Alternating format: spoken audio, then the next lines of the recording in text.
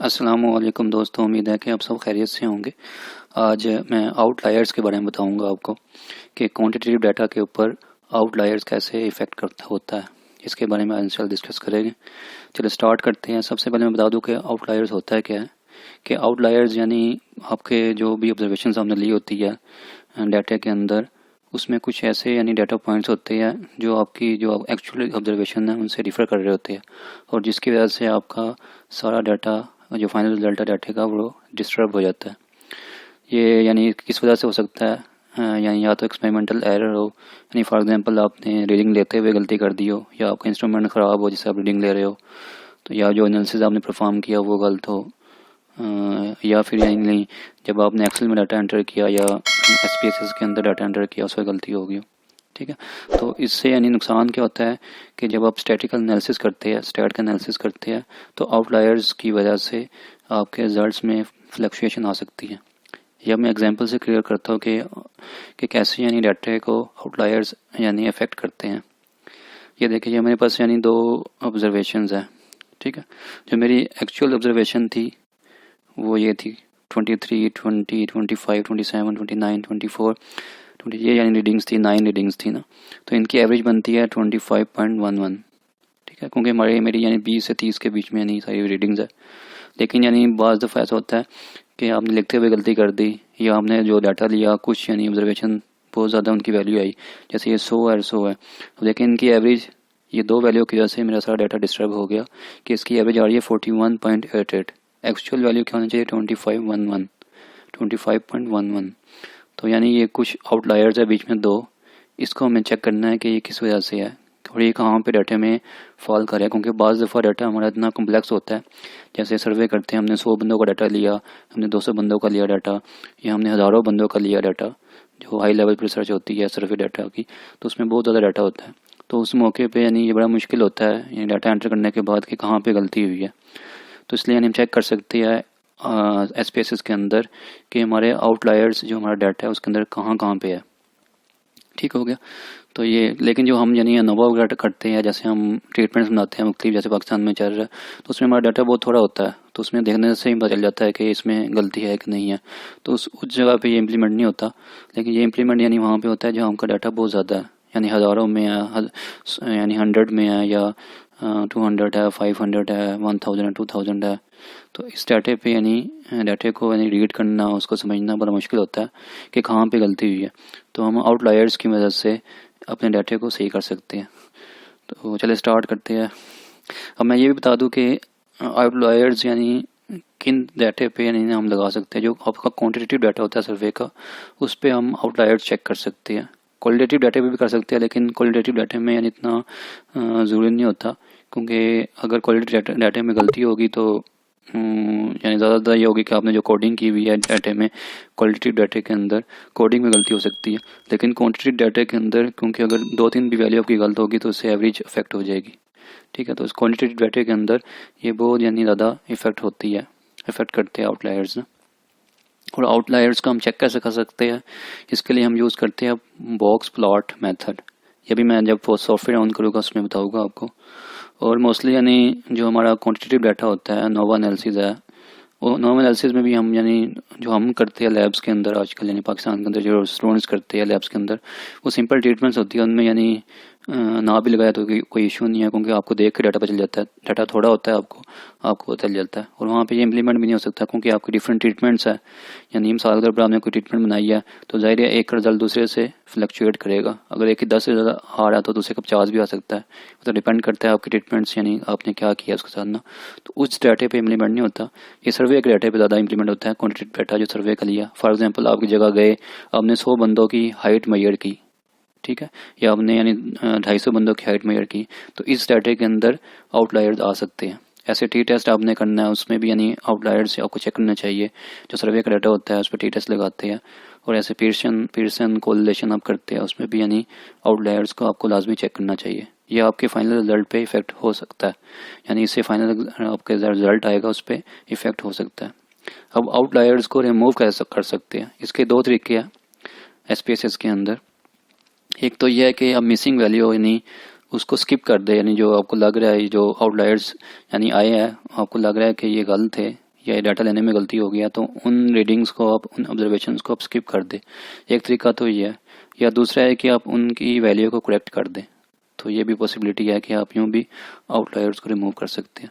तो चलिए अब मैं स्टैट का सॉफ्टवेयर खोलता हूँ। इस स्टैट का जो सेटअप है मैंने अपनी वेबसाइट पे दिया हुआ है, अब वहाँ से डाउनलोड कर सकते हैं। चलिए हम स्टार्ट करते हैं, सॉफ्टवेयर की तरफ आते हैं। ये मैंने सॉफ्टवेयर ओपन किया। ये वही डाटा है जो मैंने पिछले लेक्चर्स में यानी आपको कराता रहा हूँ, वो सारा डाटा सेम है। तो इसमें हम यानी अभी जो आउटलायर चेक करेंगे, हाइट का चेक कर लेते हैं। ठीक हो गया। तो सबसे पहले आपने चेक कहाँ से करना है आउटलायर्स, ठीक है, एनालाइज के अंदर जाना है आपने, ठीक है। उसके बाद डिस्क्रिप्टिव स्टैटिस्टिक्स में जाना है, उसके बाद एक्सप्लोर में जाना है, ठीक हो गया। इस पर क्लिक करना है और इसके बाद जो आप जिस क्वांटिटेटिव डाटा का आप आउटलायर चेक करना चाहते हैं वो सेलेक्ट करना है। अब जैसे हाइट इन सेंटीमीटर है, इसका कोई हम वेट इन केजी का कर लेते हैं, जो भी करना है आप, आपकी मर्जी। जो क्वांटिटेटिव डाटा है उसका आपने करना है, ठीक है। वेट इन केजी कर लेते हैं। ये सेलेक्ट किया डिपेंडेंट वेरिएबल में, यहाँ पे स्टैट पे जाना है आपने और ये ख़त्म कर देना है और यहाँ पे आउटलायर्स पे क्लिक करना है आपने। उसके बाद कंटिन्यू कर देना, ठीक है। और प्लॉट में आपने ये भी ख़त्म कर देना है और उसके बाद कंटिन्यू कर देना है और यहाँ पे बहुत ही रहेगा, उसके बाद ओके कर देना। अब मैं बताता हूँ, यहाँ पे बॉक्स प्लॉट बनेगा एक, उससे आप अब ये देखें, अब ये जो वैल्यू यानी ये 190 नंबर पे जो हमारी वैल्यू है वेट की इन केजी, इसमें मसला है। और 187 पे है, उस पर भी मसला है।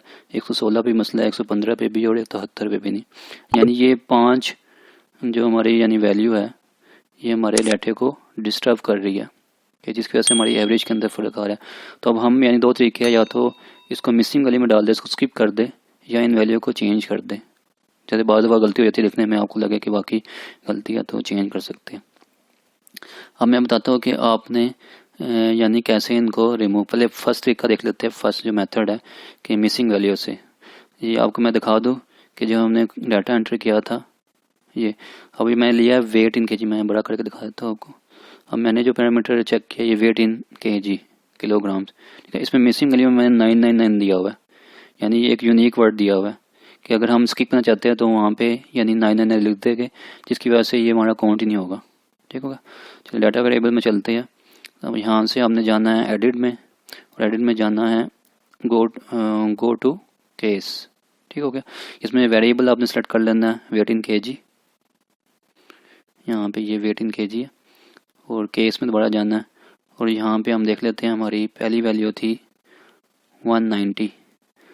अब 190 यहाँ पे लिखेंगे, ठीक है। उसके बाद गो करेंगे, ठीक है। अब ये 190 पे आ गया, ठीक है। 190 में जो वेट इन केजी है, ये वाली वैल्यू डिस्टर्ब कर रही है। अब या तो हम इसको 9 कर दें, जैसे 999 लिख देंगे, तो इसका मतलब यह है कि ये जब एनालाइज करेंगे सॉफ्टवेयर के ज़रिए, कोई भी एनालिसिस करेंगे, तो इस यानी रीडिंग को वो स्किप कर देगा। या इसका दूसरा तरीका होता है, या आपको लगे तो आप सारी यानी जो बाकी रीडिंग है 100 के अंदर है, तो आप इसको मे भी लिखने में गलती हो गई, 186 हो तो आप 186 भी कर सकते हैं, ठीक हो गया। ऐसे अब अगले उस पर चलते हैं। कुछ मैं इसमें मिसिंग कर देता हूँ ताकि दोनों मेथड हमारे क्लियर हो जाए। ये मैंने वैल्यू चेंज किया है, दूसरे मेथड से किया है, और मैं मिसिंग वाली वैल्यू से भी करके दिखा देता हूँ आपको। टोटल हमारी ये 850 यानी टोटल ऑब्जर्वेशंस है, और दूसरे हमारे 187, ठीक होगा। अब 187 पे जाते हैं हम, गो पे क्लिक करते हैं। अब ये 187 पे भी 261, तो यहाँ पे हम इसको मिस कर देते हैं, ठीक है। पहले मैं वैल्यू चेंज कर दी, अपनी मर्जी है आपकी, या तो आप यानी वैल्यू चेंज कर दें जो आपको लग रहा है ये हो सकती है, या फिर इसको मिस कर दें। अब मैंने मिस कर दी इसको ना, ठीक हो गया। उसके बाद हम अगले आउटलायर पर जाते हैं 116, ठीक है। इसमें जाके 116 लिखते हैं और गो पे चलते हैं। ये 116 पे आ गया, यहाँ पे भी ये मसला है, तो यहाँ पे इसको वैल्यू को चेंज कर देते हैं 108, ठीक हो गया। अगला हम चलते हैं 115 है अगला, ठीक है। 115 पे चलते हैं अगला, 115 गो। इधर भी ये मसला, इधर हम मिसिंग वैल्यू डाल देते हैं, ठीक है। अब मैंने 2 मिस कर दिए बीच में, वैल्यू एक्सक्लूड कर दिया नहीं। और उसके बाद हम चलते हैं 73 आगे, तो हम 73 पे चलते हैं। 73 गो। ठीक है, यहाँ पे भी हम मिसिंग वैल्यू डाल देते हैं। अब 3 वैल्यू मैंने 850 में से 3 मैंने स्किप कर दिया, मुझे लगा ये ऑब्जर्वेशन ठीक नहीं थी तो मैंने स्किप कर दी, और बाकी 2 मैंने चेंज कर दिया। आपकी अपनी मर्ज़ी है कि आप सारी यानी वैल्यू चेंज कर दे या सारी स्किप कर दे, वो आपकी अपनी मर्ज़ी है, क्योंकि आपको अपने डाटा का पता है कि आपको करना है या नहीं करना, या लिखने में गलती होगी या आप क्रॉस चेक भी कर सकते हैं जहाँ से हमने फॉर्म में डाटा लिखा था रिटर्न फॉर्म में, जो उसे हम मैच कर सकते हैं, मे भी यानी लिखने में एंटर करने में गलती हो गई हो तो आप चेक कर सकते हैं। ठीक हो गया, 73 भी हमने कर दी। अब इसको बंद करते हैं और इसको सेव कर कंट्रोल एस दबाते हैं तो ये सेव हो जाएगी। अब दोबारा चेक कर लेते हैं, डिस्क्रिप्टिव में जाना है, स्टैटिस्टिक्स में, उसके बाद एक्सप्लोर में जाना है, वेट इन केजी हुआ हुआ है। ठीक है, सेम सेटिंग हुई पहले जो आपने की थी, आउटलायर, कंटिन्यू, और प्लॉट में कुछ नहीं करना, ये ख़त्म कर देना, यहाँ पे टिक होगा पहले, ये बहुत करना है आपने और ओके कर देना है। अब मैं दिखाता हूँ आपको, अभी 185 एक आउटलायर अभी बाकी है, ये भी कर देते हैं 185।